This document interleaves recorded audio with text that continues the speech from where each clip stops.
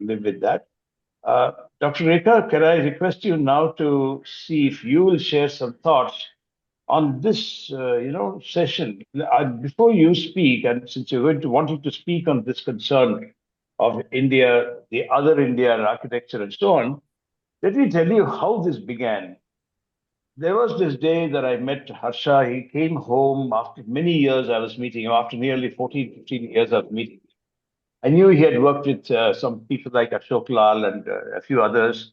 But in his direction, in his journey, he decided to choose to work on things in the format that he will speak about. I'd rather not steal thunder from his own approach to it.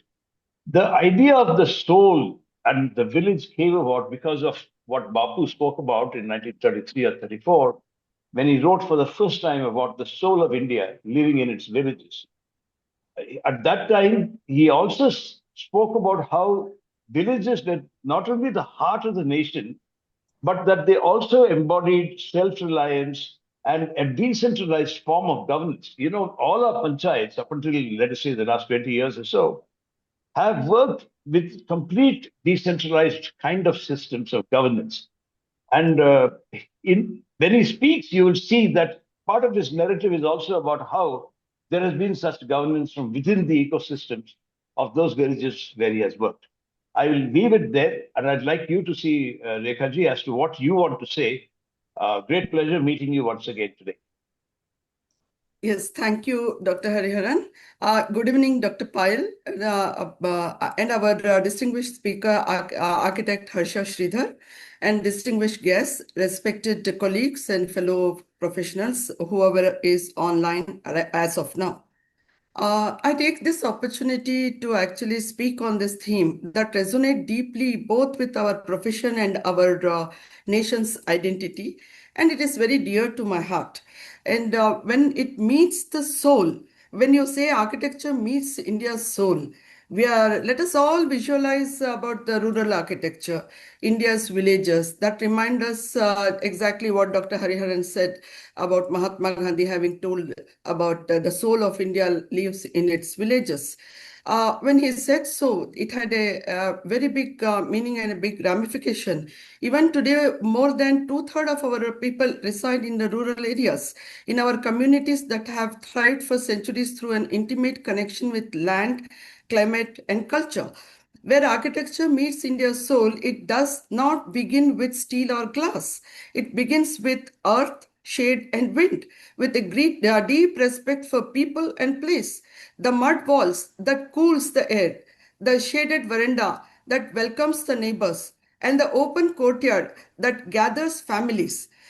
This reminds me of even my own childhood days, where I used to play in those courtyards.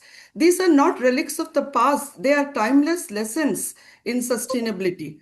Yet, as we urbanize and modernize, but that quiet dialogue between people, architecture, and nature is today totally fading.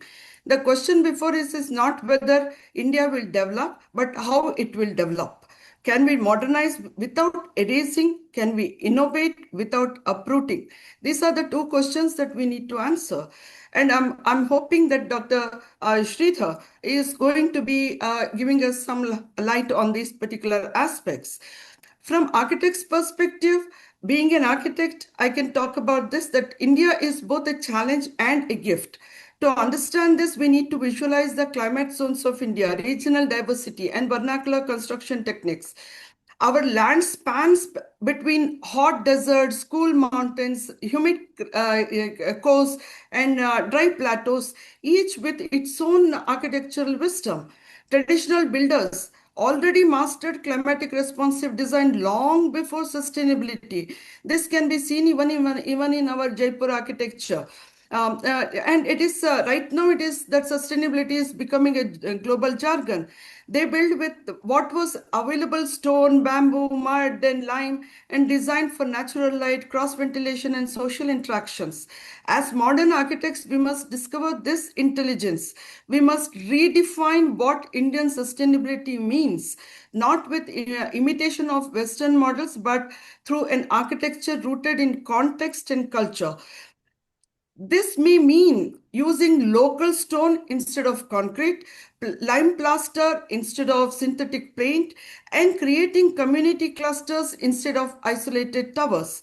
Architects such as Laurie Bakers, Anupama Kundo, and Jain remind us that true modernity lies not in imported aesthetics but in responsiveness, humility, and harmony with the land. What our people's perspectives are, that is something which we need to know. This can be very well understood by looking at life in an Indian village courtyard, understanding the difference between traditional and modern village homes. For most people, architecture is not about structure or style. It is about comfort, identity, and belongingness. Even today, when we are designing our homes, we are talking of comfort. We are talking about building as our identity, and we want to belong. And even in the city level, we think about this, but we come up with all tall towers. In our villages, homes are not designed in studios. They evolve organically around courtyards, wells, verandas, cattle sheds, each part connected to the rhythm of daily life. However, as aspiration changes, many rural families now turn to the concrete boxes, hotter in summer, disconnected from the environment and stripped of cultural meaning. The result is not progress but alienation. As architects and planners, we must bridge this gap, helping people modernize without losing our soul. Development must never mean imitation, it must mean empowerment. Our role is to translate aspiration into design that uplifts lives while protecting the values that make those lives meaningful. To move forward, we must return to the principles of Swadeshi and village models, Auroville, Kutch, Ladakh. These are the best known models of Swadeshi, where Swadeshi means and is resilience, not as a political slogan, but a design philosophy. It urges us to build with what we have: local materials, local labor, and local wisdom. When we adopt Swadeshi in architecture, we reduce carbon footprints, revive traditional crafts, and strengthen community economies. In fact, we are extremely proud to say that Ahmedabad is coming out with Ahmedabad Shopping Festival with a complete Swadeshi theme in that, and bringing the complete village environment also into the city life. Across India, there are remarkable examples, especially like Auroville. Architects used compressed earth, blocks, and renewable energy systems. In Kutch, local artisans rebuilt earthquake-resistant homes using time-tested methods. Then in Ladakh, passive solar houses offer warmth in extreme cold. These are not backward practices. They are future of sustainable architecture. Swadeshi, in essence, is resilience, the ability to create progress through rootedness.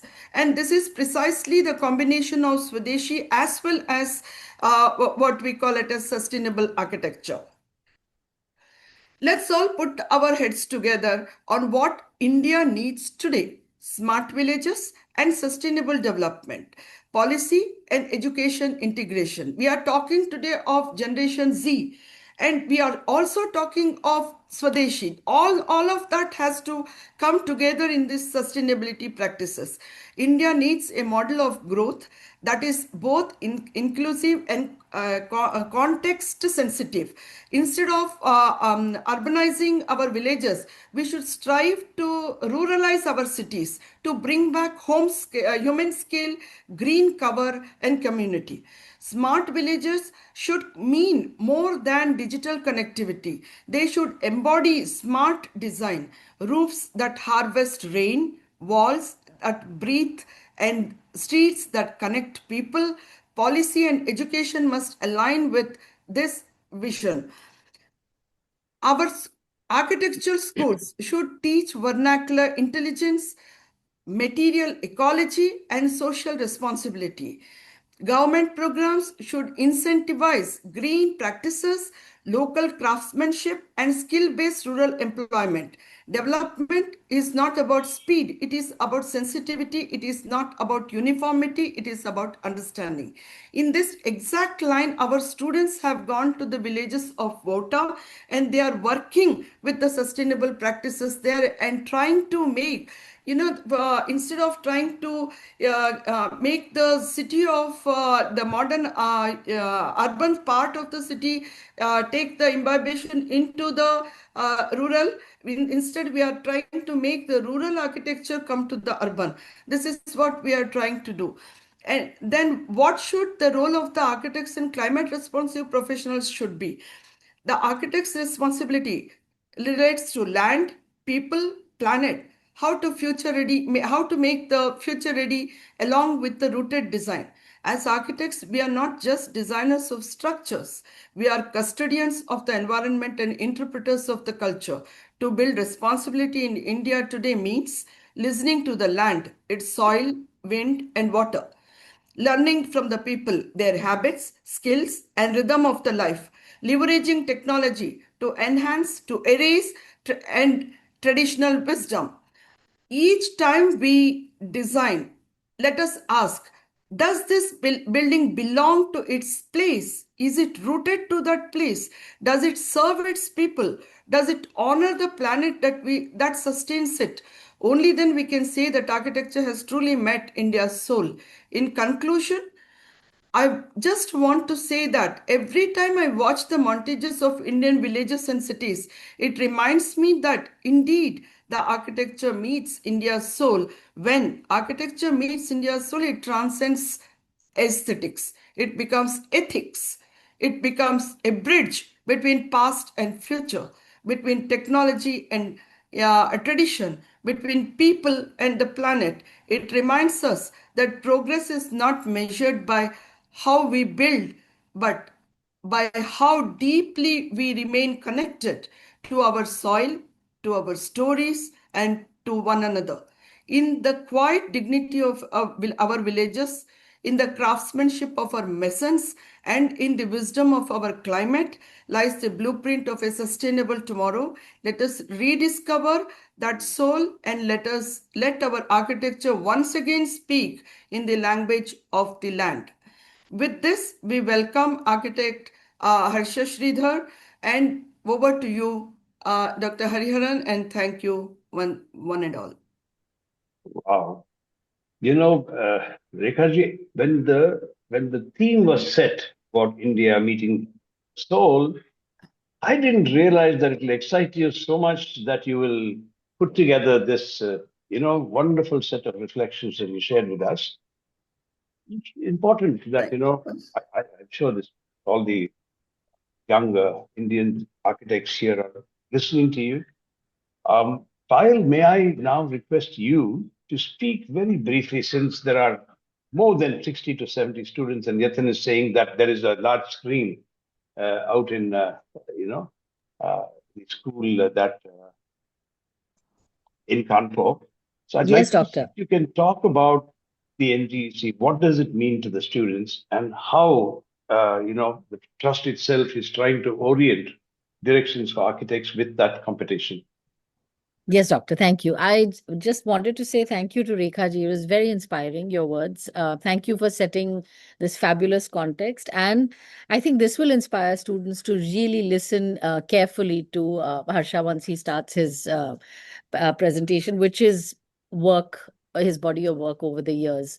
I'm only going to take a minute and remind everybody that the National Green Earth Challenge 2.0, the second year, is coming to a close. We had a winner last year from Nirma University. That's how we connected to Nirma University. We did not have a past association with them, and it was brilliant work. Rekha ji, Shweta ji, I have said this before, we were all very moved. It was a unanimous jury decision. And we're really hoping to see some great work from your students. So students of Nirma, please come one, come all, and please send your submissions. I know you've all registered, but registering is not enough. You have to send in your submissions. And we have given you a pretty long window of 8 weeks to send in. I know you're at the end of your semester, but please find some time in the next couple of days and send in your submissions. We'll be waiting, and we'll hope that, your work will reach the national level this time also. So all the very best. Thank you. Back to you, Doctor. Thank you. Thank you, Payal. And you heard her. You know that the deadlines have passed as of this afternoon. I'd like you to see if you can. Last year we had 1,200 entries, a little less than 1,200, but we are expecting your students, Dr. Rekha, to see that they will come in. Of course, there are many, many other schools. Yes, they will come, sir. They will definitely come. This year we have 1350 registrations, Doctor. So we You have see that. crossed that. But submissions is what now we want is students to send their work. Absolutely, absolutely. All right, so here we are. And to all of you youngsters, I will only say this much. When I met Harsha after as many years, we used to be colleagues until about 2008 or 9, I think. I found, over some 2 hours of his speaking to, informally across the table at home, I realized that here was a man who was very rooted, very committed to what he wanted to do.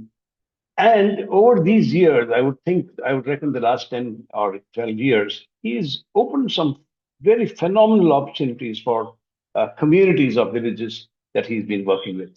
I won't say anything more at this point in time. I will turn the floor to Harsha.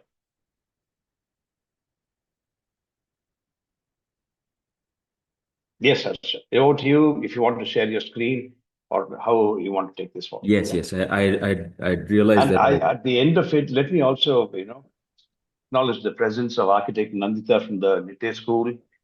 We have Rachna Rajpal also here. Interestingly, we have Sri Lakshmi Swami also. Professor Swami, namaskar to you. Nice to have you here. We will invite you to the panel at the end of Harsha's presentation.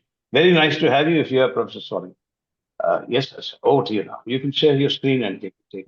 Yeah, thank you so much for this opportunity to speak to all these students. And thank you for the kind words. Yes, we did work together, but let me just start with the presentation right now.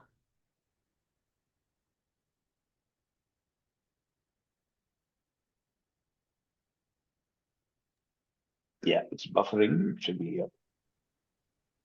Yes. Okay. Visible? Not yet. It should be any moment now.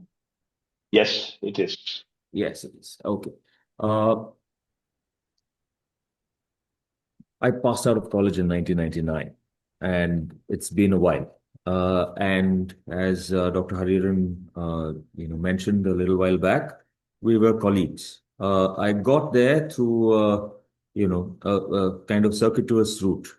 And everything beyond has also been sort of shaped by, what one can consider sensibilities and things like that. I'm an architect who, after 5 years, quite an arduous journey, one wanted to kind of find what the other dimensions of architecture could be. So I joined something called the Construction Journal of India for a short while, stayed there for about a year. Then I went and joined another architectural setup in Delhi, and then moved on to joining Anil Lal at the Anandpur Building Center, which was just outside Delhi in a place called Surajkund. And all of these things, including my own academic thesis, had constantly kept me in, seeing the association between architecture, its the geographical kind of, its roots in culture and people. And these things became very, very critical. And I found myself, over the years, slowly finding that, people sort of were integral. I mean, not people just as clients, but people in the entire gamut of what architecture can touch. So this incidentally is a picture of a team which I worked with quite, for many years in Meghalaya. We'll start from there.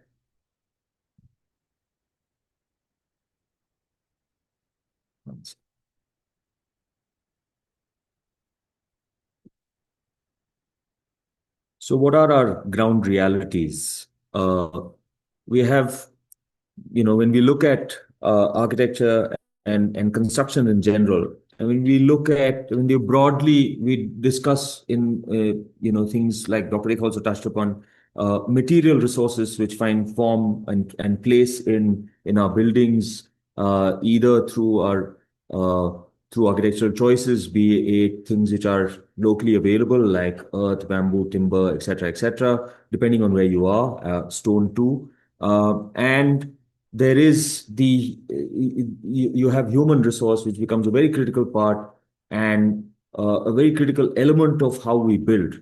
So we build according to how humans have made choices over centuries, which forms what architects and architecture students quite fondly call context. So we just look at it, we react to it romantically, and many of our academic institutions take us to various of these historical locations, to the rural hinterland, and we find that there is we have something which is starkly different from what we've got back at home in our cities.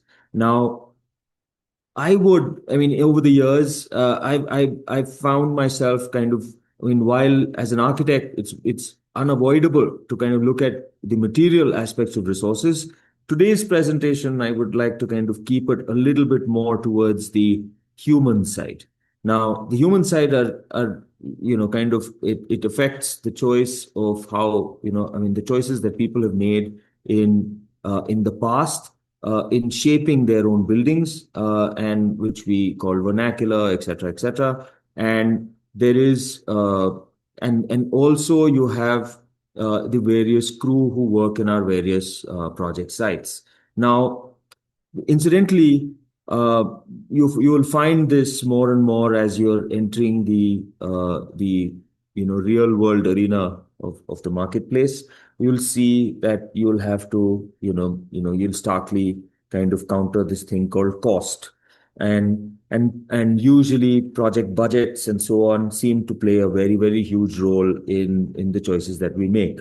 But here are some. I mean, there's a broad understanding that about 30% or so of this cost is attributed to to the labor element of it all, and it's important because that's for every crore of rupees that you'll spend on say a moderate sized urban residence, you'll end up spending about 30 odd lakhs on people, and the rest of it goes towards industrially made material and other materials that you use in that building.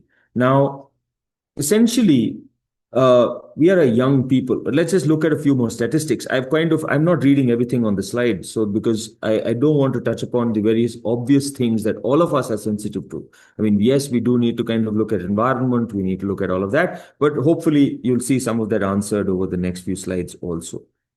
So these are some numbers. So students, forgive me, there's going to be a bit of number crunching, a lot of text, but then I've also kind of kept it, light enough with pictures and so on of the projects that we've done. Now, this is what we have to face. We are a young country, which means that we are predominantly below the age of 65%, which is 65%, sorry, below the age of 35 years. That's a huge number.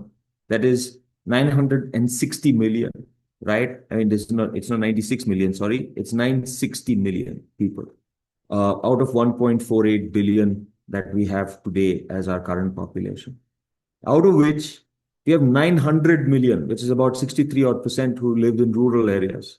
So it's a staggering number that you have 900 million people in rural areas. There's other statistics to pay heed to. We are, by various statistics, I mean, you can look at these slides later again when I'll try and leave a copy behind.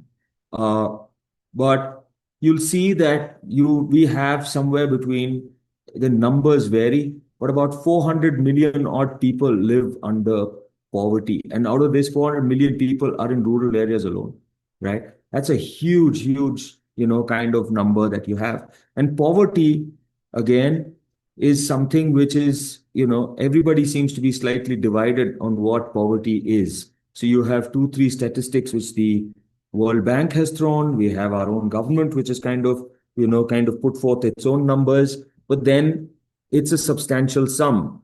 And those sums kind of see people earning even at the higher end of what the World Bank calls the income threshold for upper middle income countries. Okay, so this is not their worst case scenario. Here you earn about 171 rupees a day, which is probably the lower end of Narega, what Narega gives as the minimum salary today to people in rural areas, and which also translates to about 5,000 odd rupees per month if you're working every day of that month. So, and you all can understand what 5,000 rupees actually gets you today. So that's precious little. Now, if you look at this figure, if this was the benchmark, that's about 82% of Indians. So we have, the numbers in our country are staggering. We have, incidentally, if you earn 25,000 rupees per month, that is above 25,000 rupees a month, you're about the 10%, kind of margin in the country. Remember that everybody else is earning less than that. If you're a single earner in your family, then that you have to feed all those mouths with less than, with 25,000 or less, because that's your earning for the entire month, and it's appalling actually. We have, like I said, this country is very young. We have 740 million. Again, there's a zero missing in the slide. 740 million people who are below the age of 25. That's massive. But what is also kind of something which we need to pay heed to is that we have most of our construction labor in all our cities are rural youth. They're usually migratory. They come, leaving their families behind, or their farm practices behind. Usually is their older parent and so on who's taking care of it. And the other fact is that most of us are looking at industry-made products, construction products, which employ less and less people. We throw about fancy, certifications, but then that's also something to contend with. We have the average age of the Indian farmer. This is also another issue, because linked to this, because why is our construction labor migratory? Is because they have certain seasons they have to go back and be, to help around in their farms. But that average age today, because most of these people are out of their farms, is about 50 odd years. Can you imagine? All our food is being produced by people where the average age is over 50. Less than a third are below the age of 40 in our farms. So what we're looking at the minimum is that there's going to be a massive employment crisis, or at least we have to figure out how do we start, catering to, this very young population in the years to come.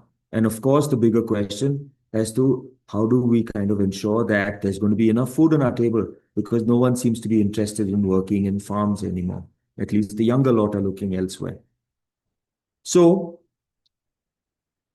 what do we find? We find that most of the architectural examples that we see, whether it be in all our glossy magazines, in India, let's focus only on India right now, through Better India and so on, represent the work or the projects funded by 10% of our top 10% of our economy. The top 10%, remember, like I said in the previous slide, the threshold is above 25,000 rupees. And that below that is a huge burgeoning number. Now, imagine who caters to them? What about an architecture which would be, which reach out to this approximately 1 billion plus people? Now, this billion plus, remind you, 50%, 740 million of them, that's nearly 75% of that billion, are below the age of 50. All going to be looking for employment, all of them not having enough money in their pockets. So what do we have, or and what do we do? I mean, that was the question which was in my head for quite some time. I have over the years managed to kind of keep my architecture primarily about sustainable work, meaning that low embodied energy footprints, ensuring that they kind of they are buildings tread lightly on the planet and so on. But then this people kind of issue was always on my head. Then back in 2013, an interesting kind of thing just fell on my lap. There were a few colleagues of mine who had heard that I was doing work, like Mr. Hariharan said, in Bangalore on sustainable architecture, sustainable work, and they felt that perhaps I could kind of lend a helping hand with them and be roped in one very interesting project which was coming by. That project happened to be the role of an independent consultant to the UNDP and the Ministry of Rural Development through the UNDP. The project was to develop sustainable building technologies for rural housing. And the state I chose, there was an initial list of five states. And incidentally, my wife is from the state of Meghalaya, and I've been there a few times. So I felt obliged, or I felt sort of warm, warmer to that choice. And I said, okay, let's pick this up. Now, this project literally fell on my lap in 2013. I was, scratching my head as to see, how one could kind of find a way in which I could take my work, to those who can't otherwise, hire my services. So I ended up working in Meghalaya since 2013 as an independent consultant. And the outcomes of these was a sustainable building. There's a report where we ended up kind of identifying a building program for that state. And there are building types which for each of the building zones, there are 5 of them which I've kind of located for that state and identified for that state. And all of this has been incorporated in the Ministry of Rural Development's publications called PEHEL. There's 1 and 2. I did a similar one in Manipur in 2015, but I'll focus a little bit more on the work which I did in Meghalaya. So it started by looking at the state. The state is in the northeast corner for some, just to familiarize you all. It's one of the rainiest places in the country. So, I mean, of course, now it's lost the tag to some Venezuelan town currently. Cherrapunji used to have it for quite some time. Then it became Mawsynram. And now that tag last year was lost to a Venezuelan town. I forget its name. But it still gets a substantial amount of rain. So it ranges from 3,000 to 13,000 mm. Now, in Bangalore, I get 1,000 mm, I mean, or thereabouts. In Mumbai, it's close to around 3,000 odd mm. In Delhi, I think it's about 650 mm. And for some of you in Lucknow, I'm guessing you will be closer to the Delhi kind of rain, and Kanpur, it will be closer to that Delhi kind of rainfall. Meghalaya is a very geographically different state. It has everything from sea level, which is the Brahmaputra, which is flowing to its north, and then further to its west, and down to the plains of Bangladesh. And it's a cliff, actually, which kind of rises up from the Bangladeshi plains. And that causes the monsoons to shed most of its, its humidity onto the state, and therefore this very, very high rainfall. It also happens to be a place, as a result of its location, as one of the most drastically affected by disasters. So it's had the, the unique tag of having faced the biggest earthquake that this entire region has faced. It was in 1897, and it was centered in somewhere on the eastern side of Meghalaya. And that was an earthquake which was felt from Burma to Delhi, apparently. I'll show you some pictures of that a little later. But then it's in a seismic zone of the highest, it's the highest seismic zone of 5, which means that the building code would imply that if you were to build using a conventional structure, you would have to have corner reinforcement, you'd have to have reinforcement around all doors and windows, you'd have to have reinforcement at plinth, sill, lintel, that is top of openings, and at roof level. And if your walls are long, then you'd also have to have some kind of reinforcement along the walls, to ensure that there is no horizontal buckling. Now, apart from that, because of the rains, there's a massive flood problem, which you would find in parts of Garo Hills towards the south of Meghalaya, all along the Bangladeshi border. And as a result of all of these rains, Bangladesh also gets the huge brunt of this rainfall. So therefore, that those floods are also down in the neighboring country. Also, it's a state which has high cyclonic activity right on top, which is it's a plateau which is about 5,000 feet above sea level, which is in this center to the eastern portion of the state.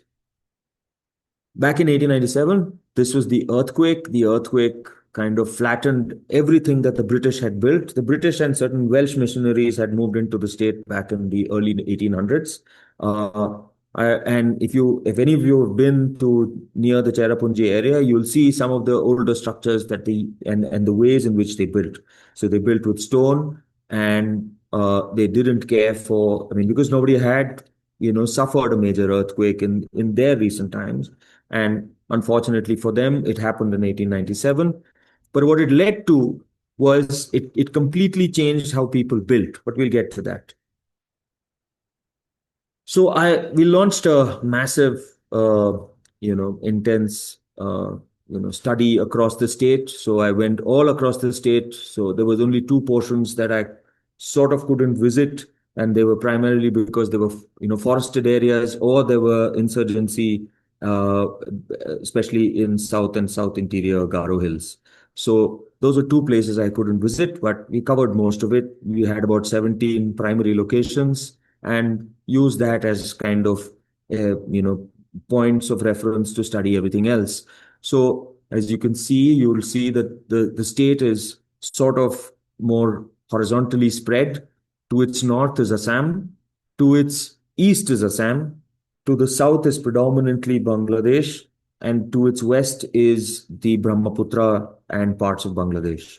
Now, we did this survey and study. We went to individuals' houses. We kind of looked at how they built. We did both measure kind of, drawings and took detailed information of the scale of their houses. We looked at how they functionally kind of built their stuff, and also did a videographic recording of it all. As a result, we made a couple of films, but we'll get to that later. The 1897 earthquake led to something called the Assam type construction. So this was sort of some people say that it was borrowed from, say, Japanese construction, because the Brits used to occupy both these territories simultaneously. So they were both in India and in Japan at that same time.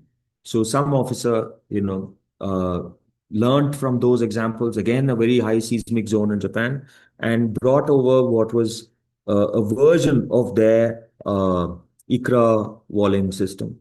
So it was a timber frame structure which was raised on short piers. They were usually stones in the earlier days and later became concrete stubs, and had ICRA, which was either very thin bamboo, which was locally called nagamas, or cane, which was kept between the timber frames, and then mud and lime plastered, where you didn't want the wind to beat through.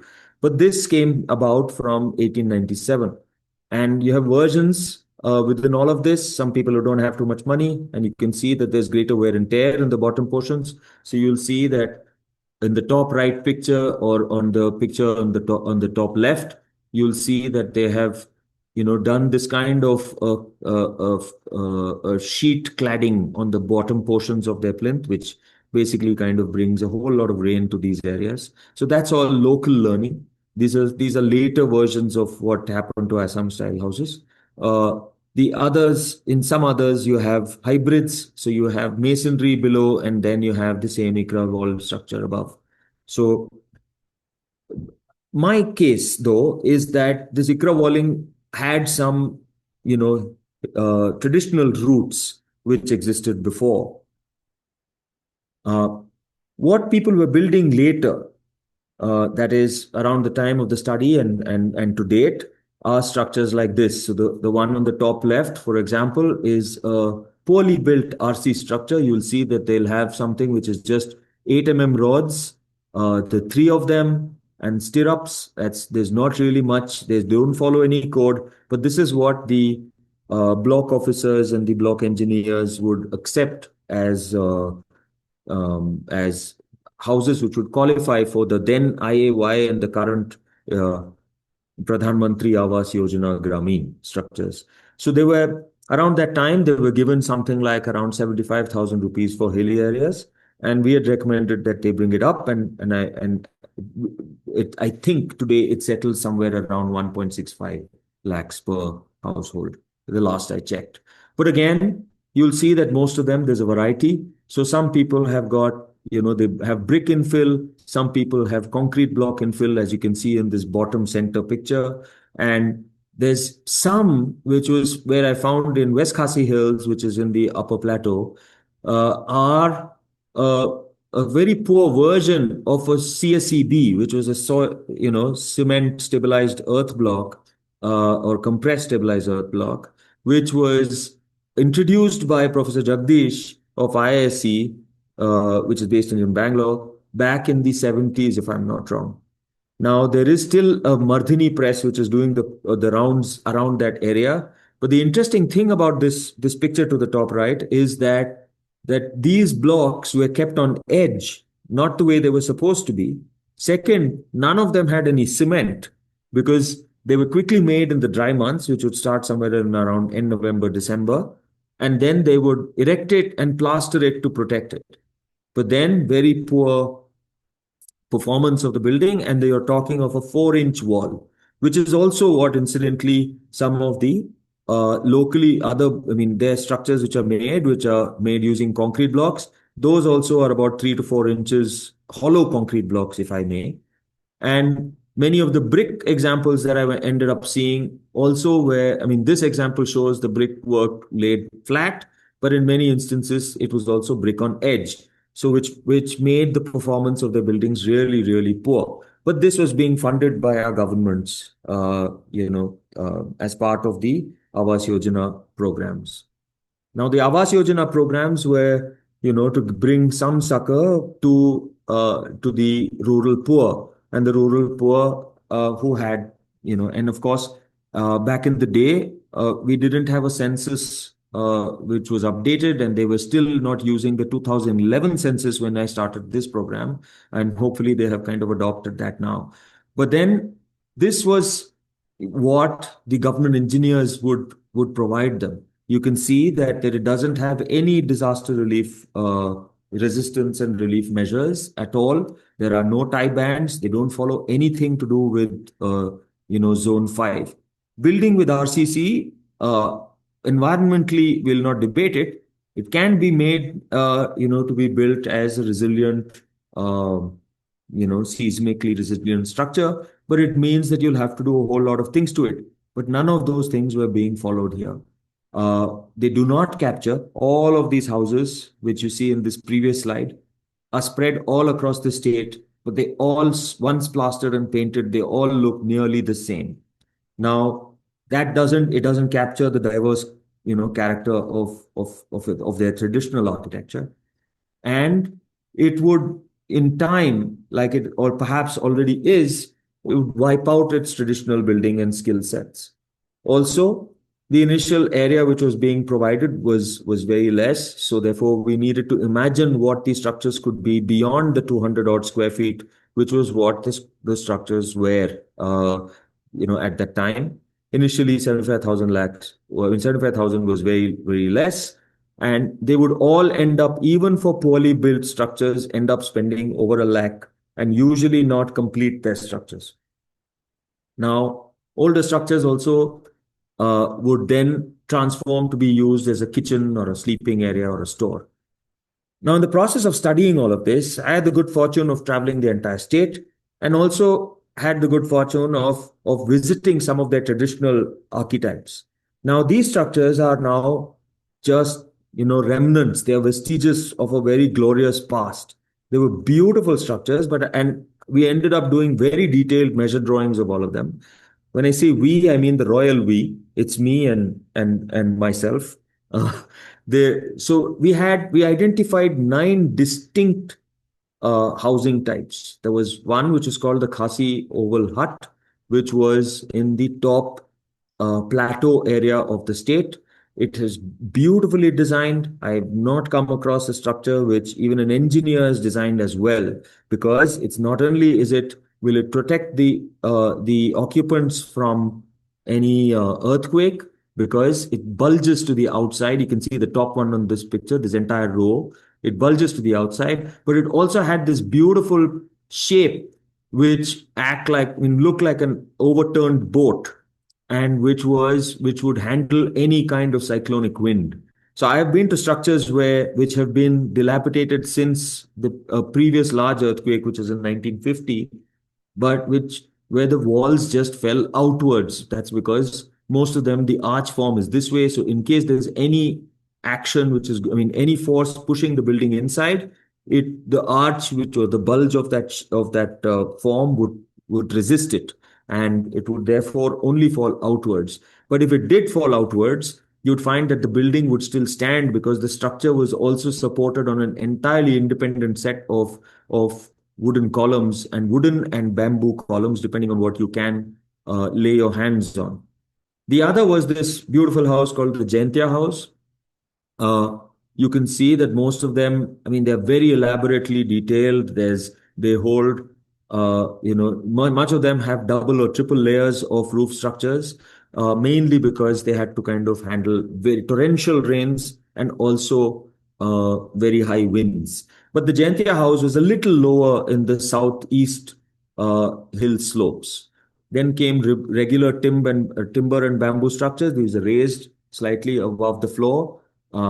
The Khasi Oval Hut, you can see it looks like it's stuck to the ground, but it's also raised in the center portions, and only the outer walls have a masonry plinth. Now, the next 3 were others which were made. Again, the one which is an all timber house was, I am guessing, is a more recent development. When I say recent, in the last couple of 100 years, and which was built entirely out of timber and in the upper plateau areas of Meghalaya, mainly because they didn't have the tropical kind of forests were a little downslope. So they had only access to larger pine trees and things like that, which grow higher up, and that's what they used for construction. Downslope are the ones which you see on the top left and then the middle left.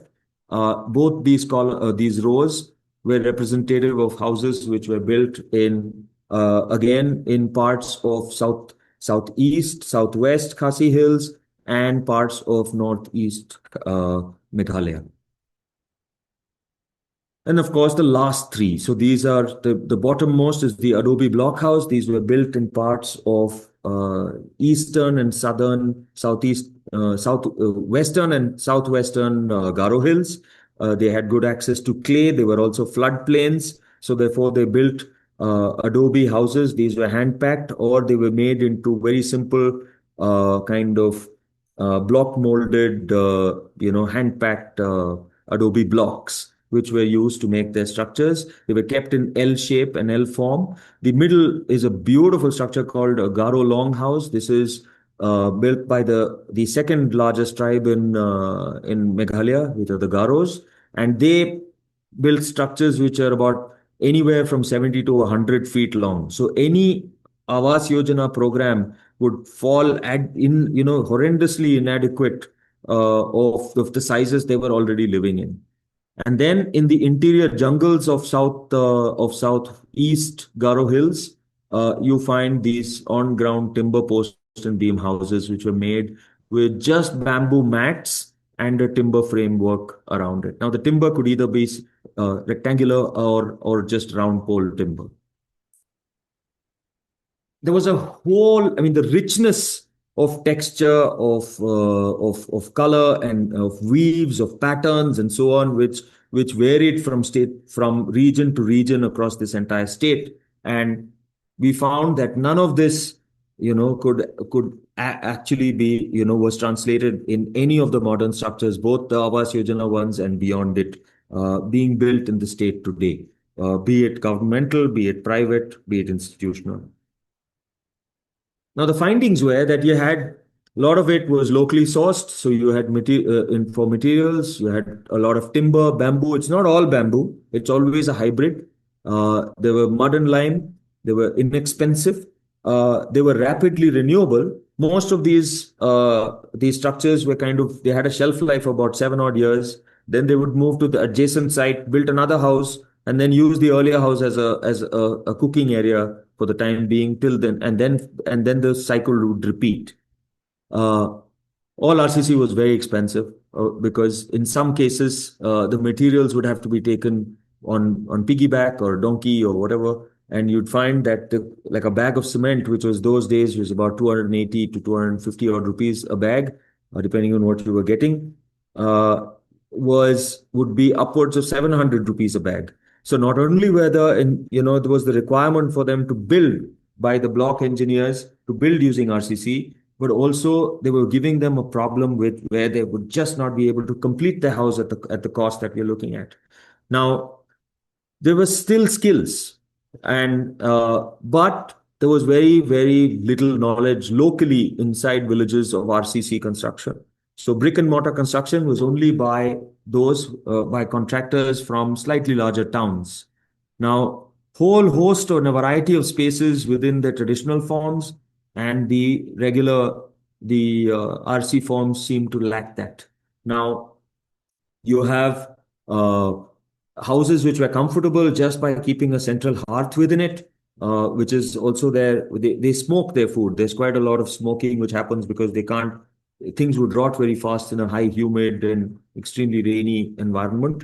And their natural materials were better insulative, surfaces than the GI sheets and so on which were common in most of the modern versions. Now, you also had loft-like spaces which existed for them to keep their other goods, which would create another kind of a thermal buffer with just, holding air above it. Now, traditional houses were high maintenance, but they were all available locally. I did life cycle cost analysis and I found that they were more or less comparable because you have a regular house would cost you about 30,000 rupees to build using just the traditional, when I say traditional, not upgraded methods. And your RC house or the IAY house was about 1 lakh. And many a times not enough to complete that house. We also found that most of the houses, when they were built the modern way, the money would leave the villages. So there was nothing left, there was nothing which was being plowed back into the communities. So that was something which we need to keep in mind, especially when we think of that earlier slide on rural poor and number of people, etc., etc. Now, also, traditional examples had a near zero embodied energy footprint, and because everything was renewable, right there was absolutely no use of any industrial good. So there was nothing. The first cement plant in the area was in the early 1900s, and that's in a place which is again beyond Sora, and they were amongst the first to even set up lime kiln, to process lime. I mean, and so therefore their traditional houses didn't even have lime before that in many instances. So, but the IOI house, which is about a 200 square foot footprint, could emit up to 8 tons of CO2. This can be verified by others if you'd want to.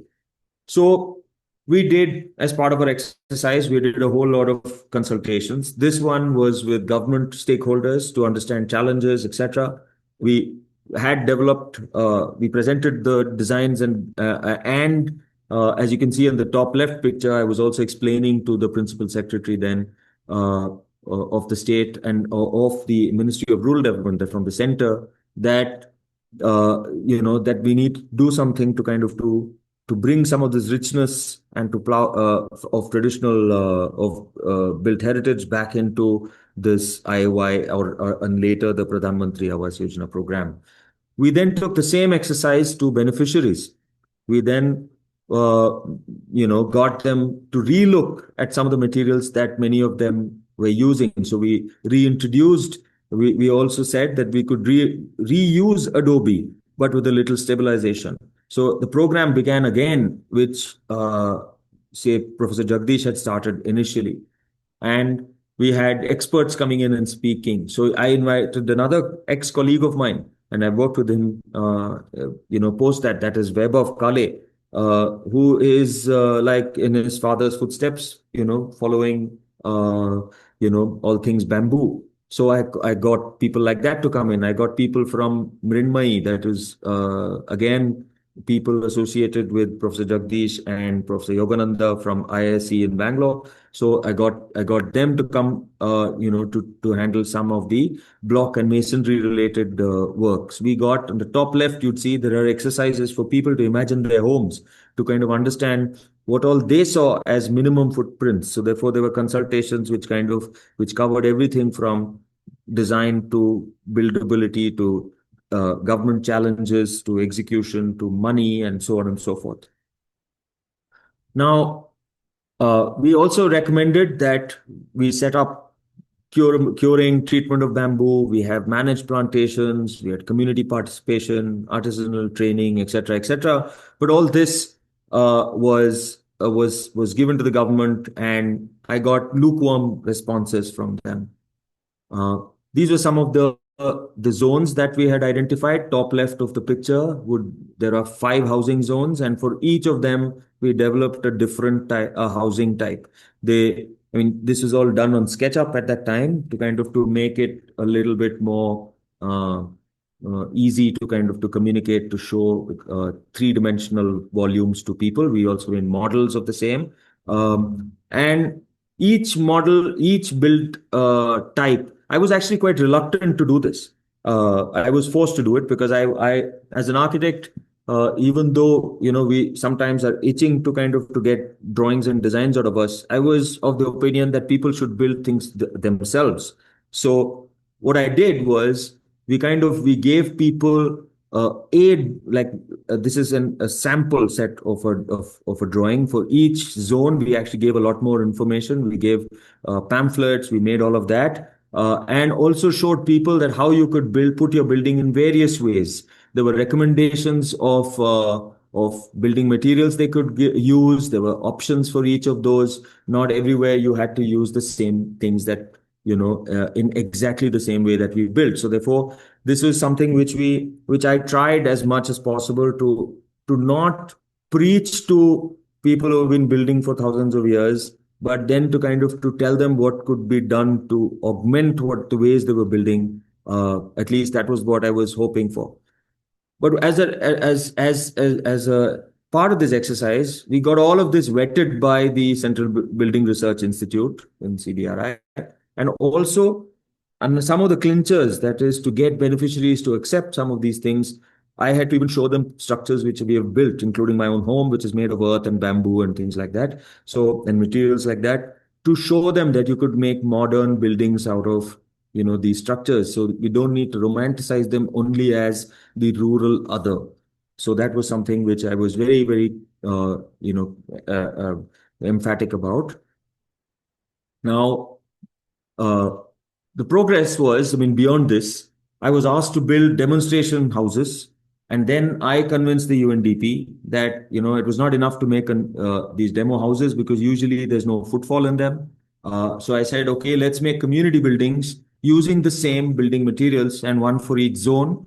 I was giving 5 sites, but I rejected 3 of them because they were in very, very, poor locations, because the idea of a demonstration building was to have places where people could go and visit. So therefore, the 2 of them seem to be sort of relevant.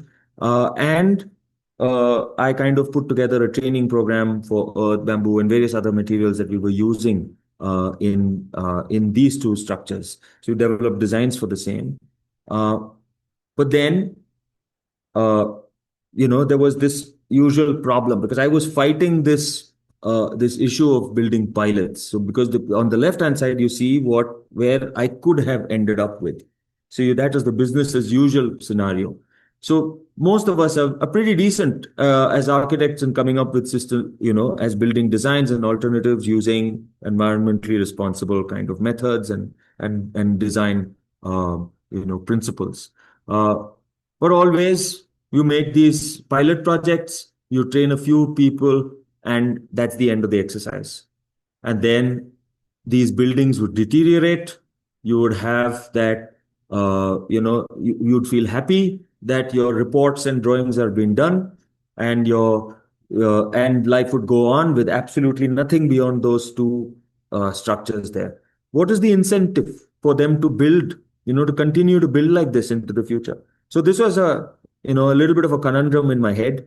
And I said, okay, what could be an alternative? And I said, okay, maybe it's not just about houses. You can't be doing this only as a design exercise or a construction exercise for housing. We need to engage much longer than just a pilot or two and provide, expertise and sustained expertise to these areas. Make this more about employment, generate some kind of a livelihood model, and envision a delivery kind of an infrastructure, see how that can be scaled up and so on and so forth. So I was beginning to dream here, all right? And use government directives for going green, adopt sustainable recommendations, think for the long term, think of ways in which you could, also meet economies or economic considerations, both of end users and of governmental solutions, etc., etc., etc. Of course, going with it, setting up other kind of, infrastructural requirements like testing kind of infrastructure or access to good testing setups and so on. But then, when I tried to convince the UNDP, who were after all, they are the people who brought me into this project, and trying to tell them that, we should do a sustainable construction project, which would, or initiative which would involve training youth and so on, it wasn't accepted. And I was not willing to take no for an answer. So I said, okay, let me, go ahead with this on my own. So I then create an agenda to say, okay, let's try and, address this problem. Let's try and see if we can address this migration of village youth, which is also a big problem in rural Meghalaya. Most of the youth are looking for greener pastures, like it is in most of in the rest of the country. And what happens is that most of them leave their houses behind, and it creates some kind of socio-economic problem back at home, because the men who leave are for in search of extra money, are willing to take up any kind of job. So it's not really building skill, but it's like coolie work across the rest of the state that gets them involved in the coal mining, rat trap mining, and in limestone quarrying. So they've got no skill. They're just being nothing but coolies out there, and most of the money is very poor. So therefore, even if somebody, I mean, the very few amongst them are, will probably make a little bit more than the mean, and the others won't even have money to send back home. And that was a problem. Now, in all of this, I had met this very interesting headman in one of the villages. So, and which was in the district of Ribhoy. So if anyone's been from Guwahati to Shillong, it's along that route. So everything which falls, when the minute you enter Meghalaya from Guwahati, is all Ribhoy district. And so there was not far from the capital of that district called Umsning was this little village called Nongba Mirdon. So in that was this man called Biplab. So, and I then worked with Biplab, thank you, kind of convinced him. He saw that there was resonance in what we were doing. And he, I was able to kind of tell him that, okay, let me kind of give you my, sweat, and we'll see if we can kind of make a change in your village. And he was willing to kind of, he's young. He's now in his mid 40s. So he too was very interested in kind of, bringing about some transformation in his village. So we then set about building anything. So from chicken coops to cow sheds, school, community building, whatever they threw at me, I was willing. And I said, okay, let me kind of do that. And then somewhere along the way, around say 2018 or so, we registered this society. He gave me the acronym or this kind of abbreviation called FWDS, and it was converted into an acronym FEEDS, which stood for Farmers Employment Empowerment and Development Society. Now, this I hoped would give all our efforts some kind of formal structure. We never kind of created any bank accounts and so on. We just registered the society. Remember, I was still working for free on this. And the main driver was that he wanted to stop the migration from his village. He wanted to give employment to his village. And remember, he was also headman. So it's an elected post. Meghalaya, incidentally, has had a sort of democratic kind of method of electing their local village leaders for a few hundred years.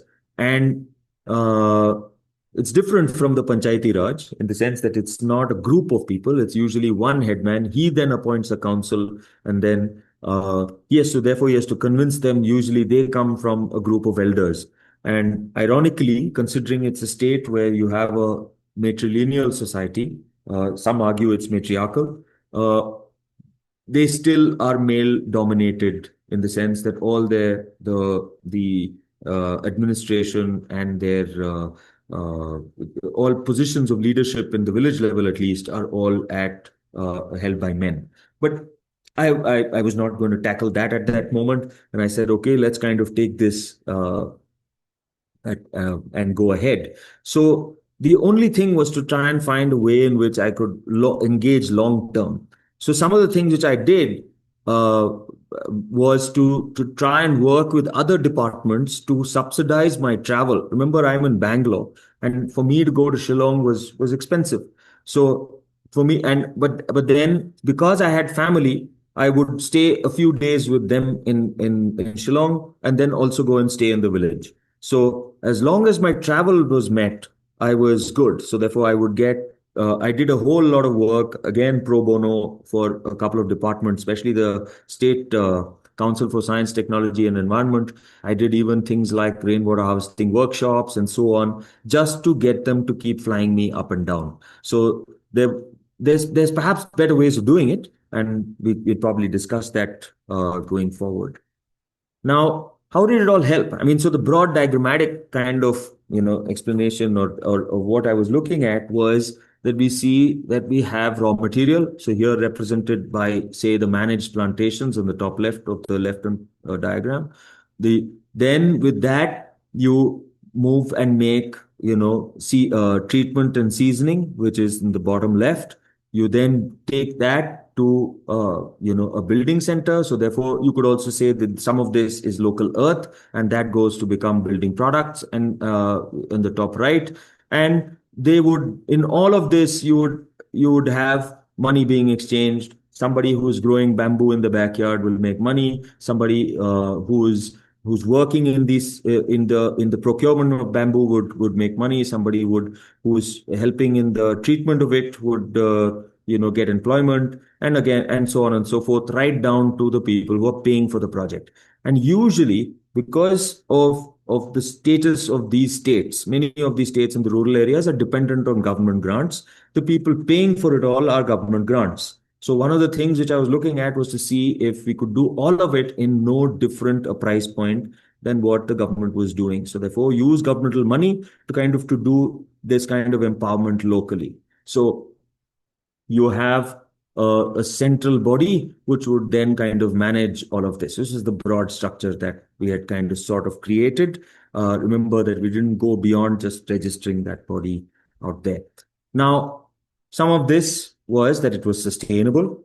It was responsibly built in the sense that both in design and in the choice of materials, how it was operated.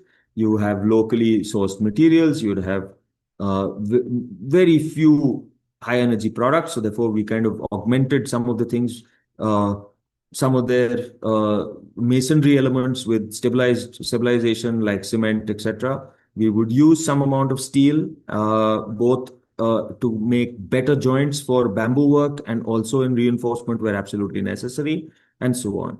They were built entirely by local craftspersons. We never brought a single person from outside. I was the only guy who was the rank outsider, and I trained all of them, and we ensured that all of this were built only by local people. Then the entire operations would be run entirely by the village community. So currently the headman and his team around him were managing most of the operations. Now, he would then engage with me, in the initial days, and I would then kind of bow out when this would then one could kind of see that if this was managed sustainably and was able to survive on itself, then I am not the critical element. Then, of course, but I was there for the longer term. Revenue and material purchase, livelihood generation, and on-the-job training. So therefore, this is employment, but with skill building. We went about looking for locations. So therefore, we looked around the village to see what their strengths were. So we first found this bamboo species is called Bambusa hamiltoni. So this was available locally in the forests around them. And we also, from little further away, we started getting others. These look like T. oliveri, some were Tulda, some were Nutans, and then there was also Balcoa that we discovered a little later. There were different what are considered structural bamboo members. This was a center which they called the a waste handling center, which was the government had spent many lakhs in building this. It was supposed to have cows. This was a cow feeding station and so on, which was supposed to be some kind of wet waste management setup that the government had sent. But then this is the exact pilot which I was talking about. They built this and it died because they didn't follow up. There was no one else who was there was not even a single cow which was purchased. But then I was left with these troughs, which I thought, okay, lovely. I can use this as some kind of treatment trough for bamboo. There was enough drying yard and so on and so forth. There was a 4-yard for making this fabrication center and a covered area for when it rained. So therefore, this met our requirements perfectly, at least for the interim. And so the headman and me, we set about business. We then remember that I was also building those BNRGSK, that is the Seva Kendra structures across. So there were 2 other places apart from my work, which I was doing here. So we made molds locally, went to local, fabricators and made a stabilized adobe mold. This was in a place where there's no good clay. So we made a kind of a lock system, 2 L plates and a lock pin on either side. This is a mold which was made on where it was only sandy or rocky soil. And of course, you had the Mardini press. You can see that they had their own challenges. This man is off the air, trying to kind of put this press down. Most of them, their average height is quite low. So this was one of the challenges which was felt. Now, so I managed to borrow a Mardini press, which was lying rusting in the State Institute of Rural Development, brought that across, and we started working on it. We, of course, repaired it and gave it back to them, and there was a little bit more money, and we bought the own press much later. Now, apart from that, you remember this same shed? So we started doing 2 stages of treatment. So we did one which is called the modified Bushiri treatment, where you can see here with this gentleman sitting in front of this pressure tank.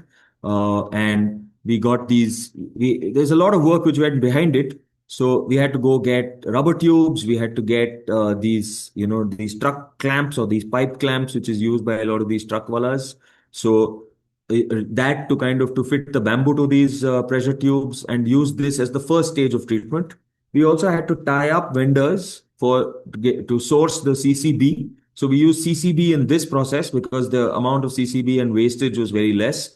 So we just had to wait. In this method, you you kind of you with pressure you send the treatment chemical through the bamboo. Bamboo, because of its capillary structure, basically would kind of start seeping the sap out on the other end. So there's a system of processing the bamboo before we come to this, but then this is the raw bamboo which we have. But once you start getting clean sap at the other end of it, or when the clean sap goes and you start seeing the chemical at the end of it, you run it for another, say, like a minute or so, and then we stop the process at this stage. From here, we send it for soaking in this trough. So once it's finished soaking, we keep it out to dry temporarily over and around this soaking area, and then brought again into the neighboring sheds to grade the bamboo and keep them above. We also set up a fabrication system. So these were trusses which were being designed for some of those Seva Kendra structures, columns which are being made for that. So we trained them, in the fabrication of all of it. You can see that here, it uses the same local materials, but then we built using, we upgraded much of this. They were again smaller. This is a roof for a chicken coop, which we built later. There are columns for the same. We then trucked the material to the Seva Kendra, using this as one of the primary centers for at least one of our sites. In the other, we replicated the same process with another village in northwestern Garo Hills. And with whatever waste that we had, we made biochar with the hope that someday we can use this lucratively. And didn't want to let this go waste. So we had two ways of transporting bamboo. One, smaller consignments in smaller tipper, like kind of boleros, and then you have the larger trucks for bigger trusses. We identified various bamboo sources, some from the same backyard where they were growing tulda. So therefore that we used for roofing. Then like I said, these are various kind of species which we kind of ended up locating, and we harvested successfully, paying money to each one of the persons who had grown this bamboo. We also had some money coming in from the National Bamboo Mission. So I got roped in as some kind of panel expert of theirs for a while, in the state level expert. And what it meant was we ended up getting a little money which we were used to kind of to put for rhizome cultivation, bamboo rhizomes across the village. So therefore that's something which has been partially successful.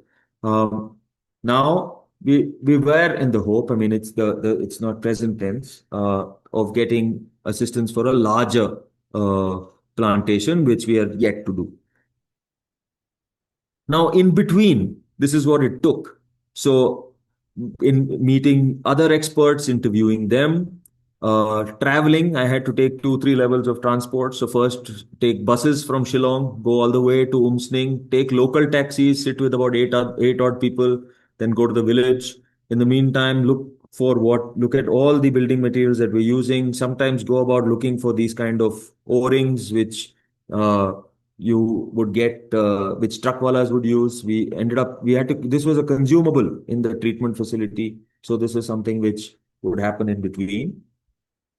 We then developed multiple designs. So over here, the we is me and my office at that stage. So we did the Seva Kendras. We did an incense stick manufacturing work shed. This is something which the headman himself was planning to build. We ended up building it later. He then asked me to make a school, and then a community building. These were chicken coops. This is a 25,000 rupee grant from the local block. Again, a 35,000 rupee grant for cow sheds, and then the Indira Awas Yojana grant for IY housing. So we did this. We kind of refined it a little bit more from what was originally designed. Then we ended up building some of this. So the Seva Kendras came up. So each one has slightly different texture and so on. Some of them, the limitations of this, for example, this building was, we'll come to it, but was actually a half existing building. And then I was asked to kind of to help. And my job there was to never say no. So because my one single point agenda was to keep all of these people employed in any which way. So in fact, we had people coming and hanging. That was the DC, the district collector from of Ribhoy came and actually hung from this chicken coop truss, and he's a big made man. And the minute he did that, we had what do you call it? The villagers started saying that, okay, now I want my IY house also built in the same way. So that kind of, it's sort of all these things kind of helped in these roundabout ways. So we are past 420. Keep that in mind. Yes. So this was the community building which was there. This is the state at which I was asked to intervene. This is what we ended up building. We had veneer mill waste. We used the split bamboo from non-structural bamboo to make the rattan work for the ikra walls. We used bamboo sabalkoa for the larger trusses on top. This is how it all looked. I used linseed oil, double boiled in linseed oil, which we could get again from Guwahati. Remember that many of these things were not locally available. And of course, I used colored coated metal sheet as the main roofing. This was the main roof building, which was built. Other pictures. Vaibhav came into these things? No. The Vaibhav was only there during the initial workshop. All this was me. Wonderful. Yeah. And going forward, this is the site for their school. This is how a primary school was. There was another RC building which is on the opposite side, but this was where a school for lower sections was here, and they wanted something built. So we then designed this structure, and I got this built over the next few years. Remember that this is the first building I started with. Yes? Your cost per square foot would have been how much approximately? The budget given by the government was 35 lakhs. We ended, this is about 6,000 odd square feet. 3,000 something odd square feet footprint of this building. So about 1,000 odd rupees per square. 1,000 odd rupees, yes. 1,000 odd rupees per square foot. We ended within that budgetary limit. The limit set by the government. But unfortunately, they have not paid us. Meaning the money which was spent in the making of this, the government has not paid. And they're giving. Till date, this building was completed before COVID. This was in 2018 or 19. This picture, and we are still waiting for that money actually. Again, some pictures of classrooms. There are two sections, as you can see. There is a lower single-story structure which was made with the ikra wall, bamboo, etc. This and the double-story structure we kind of made an adobe masonry structure below, and just repeated the same ikra modular system above. The roof was, kind of independent. Again, like I said, we borrowed some things which we saw from traditional elements. Again, it has a certain textural quality. I'm sure other architects applying their own minds can find, other ways of expression in this. So the trusses here were quite interesting. We did timber on the first floor deck. Actually, this is an upper floor which we had. You can see the timber work in the corridor upstairs. The bamboo on the external sides and all were painted mainly because of the fact that this is a high rainfall area. So we had to keep that protected. Now, that's me, by the way, on one of these trusses. This also gave confidence because I'm a relatively heavyweight guy, was heavier weight in those days. So therefore, all of them were quite thrilled to see the main architect standing on top of their bamboo work. And in between, this is how we would kind of entertain ourselves with picnic days and so on with others. Then the BNRG SK structures were built. These were all structures which were made. Again, you can see that the wall is different. This is what we made using a concrete block, using local rubble. There was absolutely no clay in this. So, and over here we painted the bamboo, very, very high rainfall area and cyclonic activity. So therefore, we had to kind of brace the building a lot more.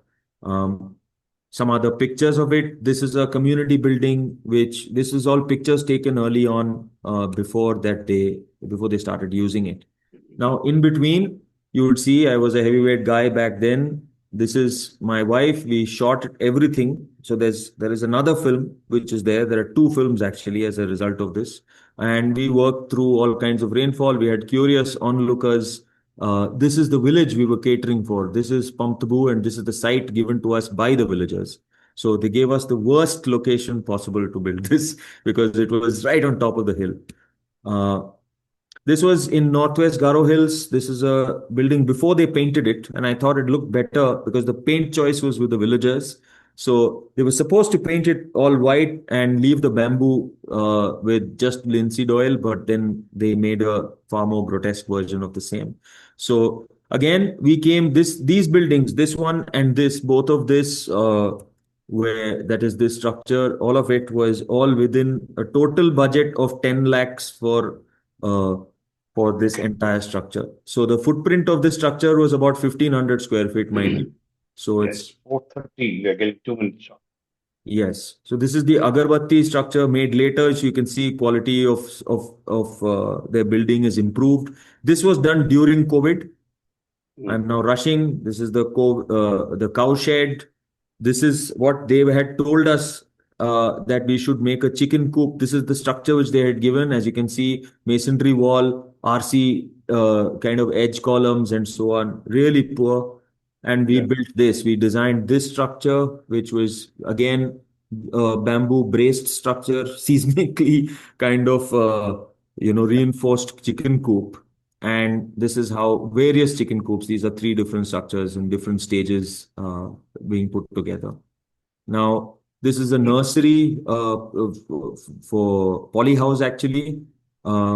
This was a toilet which we built, we designed, they built it. I don't have pictures. We took this to the horticulture department saying that this is about 1.2 lakhs for a structure. This is what they were giving. We are within that, including the polycarbonate sheet. They were getting all the material from from Haryana at that time, the GI pipes. We said we'll make this entire thing in bamboo. We showed them that you could make it modular and expand it in both directions.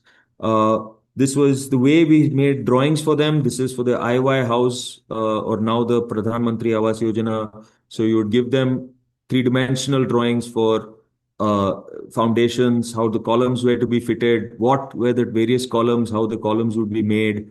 Then we had we had a meeting with the villagers to tell them about all that we were doing.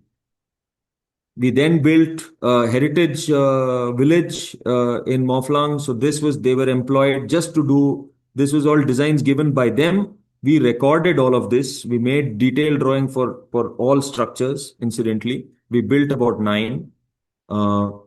We even got bamboo from that village down to Bangalore. I was so keen to see that these are houses which I had built. I mean, this is still under construction in Bangalore. This is all using construction debris walls, but then the roofs were made using bamboo, which I got from there. Now, why is this model interesting? One is that the only expertise is that of the architect, structural engineer, etc. People like me. It has a huge potential. There were 6,800 villages. We were doing all that work in predominantly, the work was spread in 3 villages, but most of the effort was in 1. It can be replicated in any state. It is a Sathi model. It's not a fill it, shut it, forget it kind of thing, which is what the pilot models were. It's something where you would kind of stick around for it. You would have a process which would involve everything from study, design inputs, capacity building, training, execution, handover, post handover, and back again. So this would be some kind of sustained kind of input. It is local. It is Meghalaya experience, and it only gets professional and technical expertise from outside. So therefore, I mean, this is a model. We were actually looking to get other agencies, the government and so on, also to support something like this. Our timeline was sort of like over the years. From 2015, we had started the school building, 2016, the community building, and ended up for doing the Khasi Heritage Village in 2021. I did other work, which was the design work and so on, which unfortunately never saw light of day. We did about 1 crore of work in the one village alone. There are 6,800 villages of different sizes. But this is a moderately sized village. It's not a very large village. It had, I think, about 200 odd families at that time, nearly all of them below the poverty line. We did another 70 odd lakhs of that heritage village outside, and I gave them further work in terms of bamboo and so on for, which I had sourced back in the day. Now, we have. So we'll have to do an edition too, probably, because, somewhere in the first 20, 30 minutes, you could have skipped some parts because these are the relevant ones. But unfortunately, we can't get time for this. Unless everybody here says we can extend by another 10 minutes. Because, I've asked him twice and he's still got lots of things to say. Yes, I do have a few pictures. I'm almost at the end, by the way. Okay. All right. Are we talking 2 minutes or are we talking 5 minutes? Well, I would say between 2 and 5. Well, Shweta, are you okay with that? Are the others okay with it? I just need to know because there's a sudden drop. It's become 35 now from 43 plus. Yes, perfectly fine. Perfectly fine. Okay, all right. Carry on, Harsh. All right. So the objective was to scale this up and go beyond. I'll skip this. There were other structures which we were supposed to build. We were supposed to do a marketing outreach. We had a lot of unrealized work in Meghalaya. We did work all to bring more employment for them. So this was a bamboo treatment center. These were for this state council. We had developed their campus within the Nehu campus. We did something called an agri growth hub for the MBMA, which is the Meghalaya Basin Management Agency. Then we did. The Shillong Science Center had extensions, so we did some design development for them, and all of this were only promissory notes. This was, of course, for the Ribhoi Youth Federation, their office building. This, of course, never came about. Now, next steps where I'm currently involved. This is the second last slide, by the way. This is a village in rural Andhra. It's in a place called Vardayapalyam, where all of this exercise and more is beginning. We are currently in the process of setting up the following. So right now we have just about begun the construction debris unit. So we've got essentially about 1,200 trucks worth of debris which has already been dumped. We are now in the process of making all kinds of construction related components using Chennai's construction debris, but employment to the villages of the region. I went a couple of weeks ago to Rajamundry in Andhra Pradesh. So now we are tying up with the forest department there and a couple of other villages there to source bamboo from there, potentially set up a treatment system in their place and do the fabrication in Vardayapalyam for this particular village. And then eventually bring, as we kind of set up an own captive bamboo plantation locally, also set up a treatment center locally for them. Why do I say bamboo? Is because I don't want to force any material on anybody. It's just that there are examples of people using bamboo, wood lantana, cane, and other kind of low dia timbers within the region. There is a fabrication workshop which is going to be set up in the next few months. There is also a lantana weaving workshop which will be part of the same thing. Most of them make fish traps and so on. So therefore, that is an agenda to tie up with this. We also have the idea is that all of this will go to last beyond the making of this one village. The village is just the pretext. It is only what we are piggybacking on, and hopefully this would kind of extend well beyond this particular project. So thank you. I'm done. There were a whole lot of other slides which I've hidden, by the way. I knew that I was going to extend phenomenally. We have kind of made 2 films as a result of this, of the Meghalaya exercise. There's one which was a film which was prior to, the study part of it, and where we got the voices of individuals, people actually speaking and reacting to their own buildings. And then we have made a film which is called A Resurrection, which is essentially some kind of, a capture of the efforts that we are kind of undertaking currently. Thank you. Thank you. Well, I'll leave it to all the professionals here to respond. Yes. I am Yes. open to queries. Let me Yeah, start it off myself. Okay. Architecturally, one of the questions could be, because when you think of bamboo buildings, most of us imagine, the wonderful structures built in Indonesia by Ibuku. And we all imagine that, that's the way, that's a true exploration of bamboo. And perhaps that's not wrong. But this is a very conscious choice. I wanted to build up. You could see that there was a picture which I showed of a bamboo treatment center which we were going to build, uh, which started exploring some of these curves. Initially, I wanted to get them to work with straight bamboo and not with curved bamboo, because working with curved bamboo involves newer challenges. So therefore, the idea was familiarization on Got that. you know Okay, fair enough. Anyone who wants to say anything? Because we are way out of time today. Yes, Shweta, you can. Yes, you want to speak? You can unmute and. Professor Shweta, do you want to speak? So No. I was like overwhelmed with the kind of work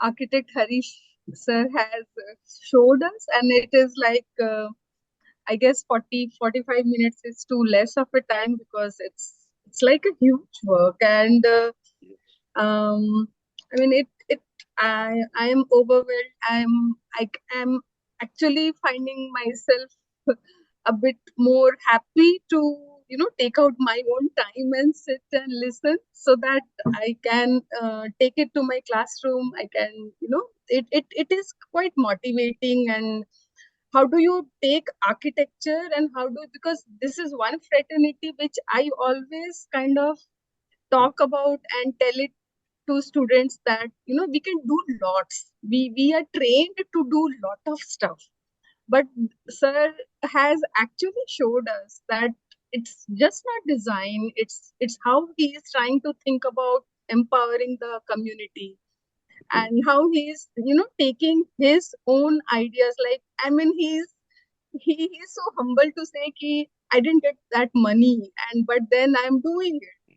So this is where our fraternity of architecture, we do so much of stuff, and I guess we all have these small stories in our personal life that we keep doing, and ठीक है, मिल जाएगा, पैसा मिल जाएगा. But then how do you do good work? How do you empower people? How do you bring that happiness, And I am thankful for the team, for PJMT, to bringing sir here. And I have noted down a lot of stuff, but I guess I will take a lot of time. So thank you. So thank Very you. well spoken. I have a couple of points to what you've just said. As architects, I mean, I think the money bit, I don't want to romanticize the working for free bit.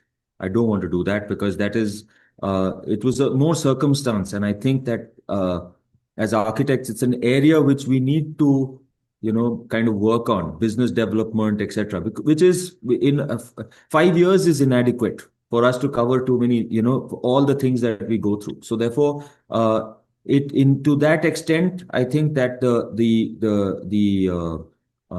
those were my shortcomings, if at all. But I did find alternative ways, and there are ways of kind of keeping myself engaged. So, like I said, No, let me put it this way to you, Harsha. Today, if I'm one of the kids out here in my final semester and I'm going out to work, I can't be drawing any more than 20 to 25,000 rupees today as salary from any practice that is going to offer me a job. Now, I'm talking to all of you and telling you that if you invested the kind of time that, let us say, architect Harsha did, of say 5 years, 6 years, in some area of work of this kind, I'm not at all suggesting that you should do what he did.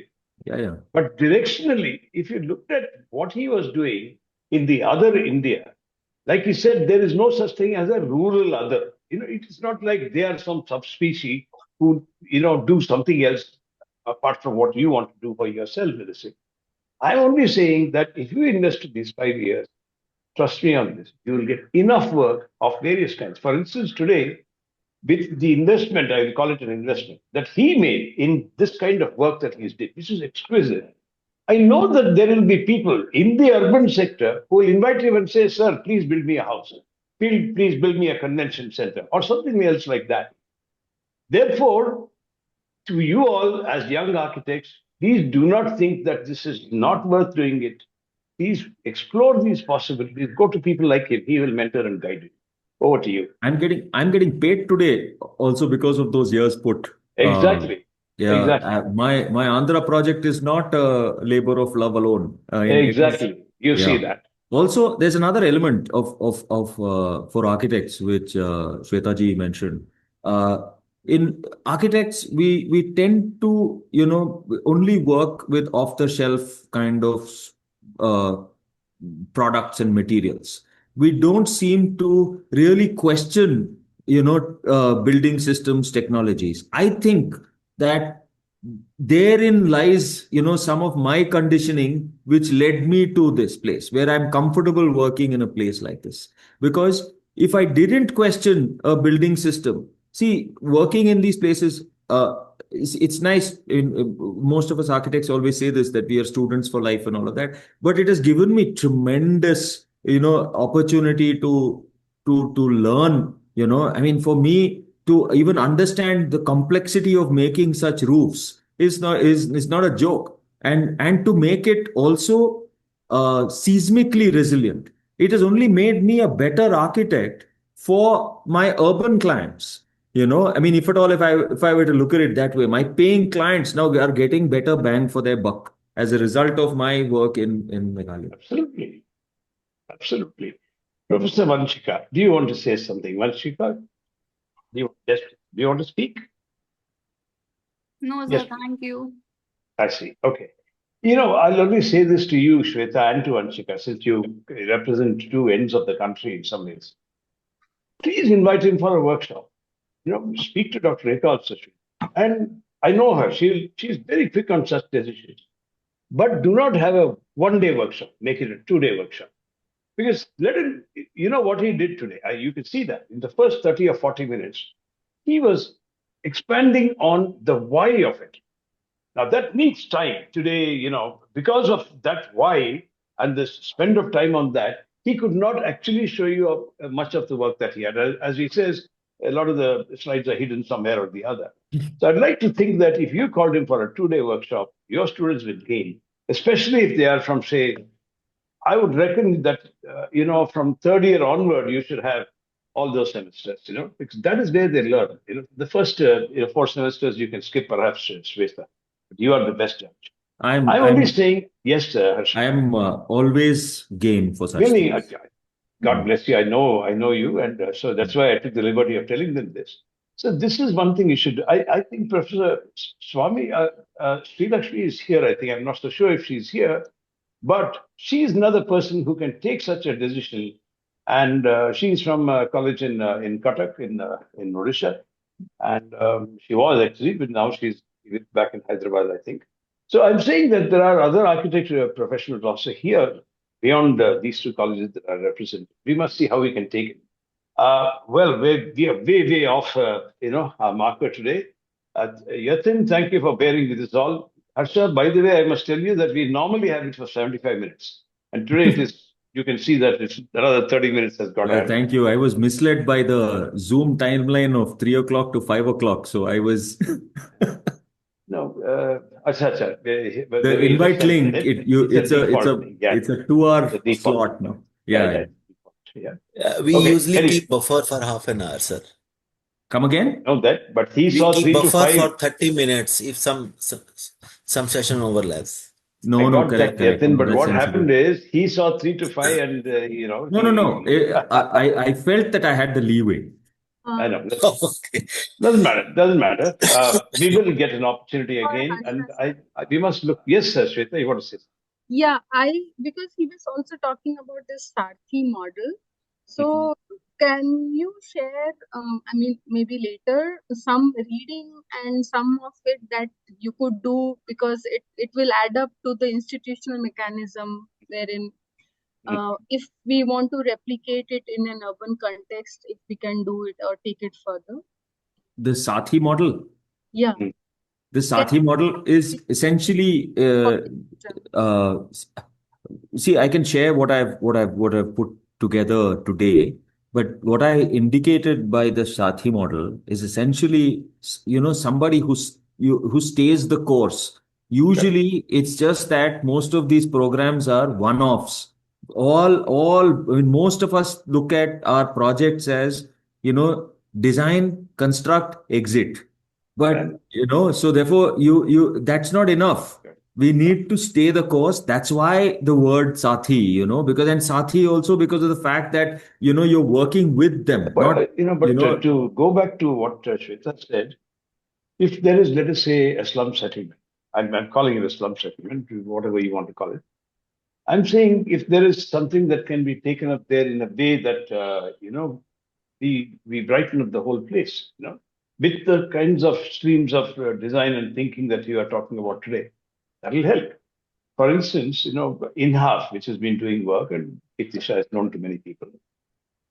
Kirtibhai has been trying to see what he can do as part of climate action programs. See, if I take Shweta's idea from the urban context and talked about these in those whatever imperatives of climate change, you begin to look at it in another new prism. So it's not necessary that you stick to the rural framework. I think in a certain sense that's what Shweta meant. It can be taken to Sure. For me, this, if I may just add this one more thing, I actually wanted to speak about that, but I knew that this is already stretching it in the presentation. For me, it started in college. My architectural thesis was in a place called Bharmor in Himachal Pradesh. And over there, we ended up doing the block development office. And it was quite an elaborate exercise of doing all of that. And like most architectural theses are. But that kind of got me thinking, and what I wanted actually back in the day, I mean, as this young architect who wanted a little romanticizing about all of this, I wanted to be the equivalent of your village doctor, where you would go from house to house, give solutions, etc., etc. But you're there, you're a village doctor, you're there. So for me, the Meghalaya model was getting closest to that. It was not necessarily that, was getting closest to that and addressing all their problems, not one. Because if I had been selective, and that's another thing which got lost somewhere here. If I said no, I will not do chicken coop, it is demeaning, then I would have lost them. We will. Yeah. I got that. We'll stop here. We must, all good things have to come to a close. Yes. Sorry. Yeah. I can go on. I know you get carried away, and I appreciate that. It's a very wonderful, whatever. Shweta, my urge to you is speak to Rekha ji. She's still there. I know she's there despite her other meeting. She's like that. She's full of ebullience and enthusiasm. Talk to her. Invite him probably. We'll see how. The important thing is this: it has to go to many more people who are architects, who want to be imbued by this kind of ideal and be inspired into doing something that is abiding and enduring. We'll stop there. Thank you so much, Harsha, for being here today. And thank you, Yatin. I know it is 35 minutes exceeding our regular time limit. And thank you, Shweta, for being here. Thank you. Thank you all. Thank you. Thank you, everyone. Thank you. Thank you, bye.